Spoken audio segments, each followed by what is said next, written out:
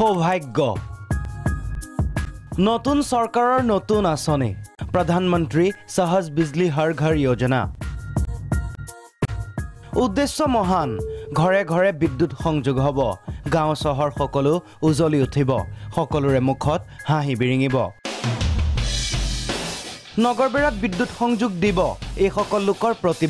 প্ৰতিবাদৰ ধৰণো হুকিয়া হাতে হাতে এটা বৈদ্যুতিক মিটাৰ বিদ্যুতৰ খুঁটাত উলমাই ৰাখিছে লেম্প আৰু তাৰ পাছত জাউৰিয়া চৰকাৰ বিৰোধী স্লোগান অসম চৰকাৰ মুৰ্দাবাদ শক্তি বিভাগ মুৰ্দাবাদ ধ্বনি এতিয়া প্ৰতিবাদৰ কাৰণটো শুনক তাৰ মানে আমাৰ ইয়াতে হেৰি কৈ তিনটাৰ পোষ্ট হৈছে ট্ৰান্সফৰ্মাৰ দিয়া নাই ট্ৰান্সফৰ্মাৰ নিদিয়াকৈ আমাৰ ইয়াতে কানেকশ্যন দিয়া নাই কানেকশ্যন নিদিয়াকৈ আমাৰ তাৰ মানে এক মাহৰ বিল আহি গৈছে অলৰেডি ট্ৰান্সফৰ্মাৰ দিয়াই নাই মিটাৰ লগোৱাই নাই বিল আহিলে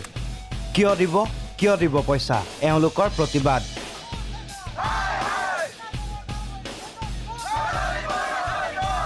কিন্তু কাৰেণ্ট নিদিয়াকৈ বিল অহাটোৱে এওঁলোকৰ সমস্যা নহয় ইয়াতকৈ আমাৰ আৰু ডাঙৰ কথা এটা হ'ল যে মহিবুল নামৰ এজন ঠিকাদাৰ আছিল সেই ল'ৰাটোৱে তাৰমানে কি কৰিছে কানেকশ্যনটো দিম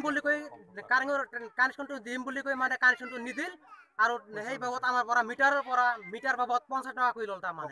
সকলোৰে পৰা 50 টকা কৈ লৈ আমাক এতিয়া মানে হাৰাশাস্তি কৰি আছে তাৰ মানে যিজন মানুহে মিটাৰ দিছিল সেইজনেও প্ৰতি ঘৰৰ পৰা 50 টকাকৈ ল'লে সেই ধন লৈ তেওঁৰো দেখা দেখি নাই এবছৰৰ বেছি হ'ল এওঁলোকে তেওঁক লগেই পোৱা নাই মিটাৰবোৰ দিলেহে লগোৱা হোৱা নাই তেনেকৈ বিল আহি গ'ল এওঁলোকৰ শান্তি নাই তপন গগৈ ডাঙৰীয়া পাইছেনে খবৰবোৰ সংকট মোচনৰ বাবে আঁতৰিল পল্লৱ লোচন ক'তা একো দেখোন হোৱাই নাই নগৰবেৰাৰ পৰা গিয়াছুদ্দিন আহমেদ প্ৰাগ নিউজ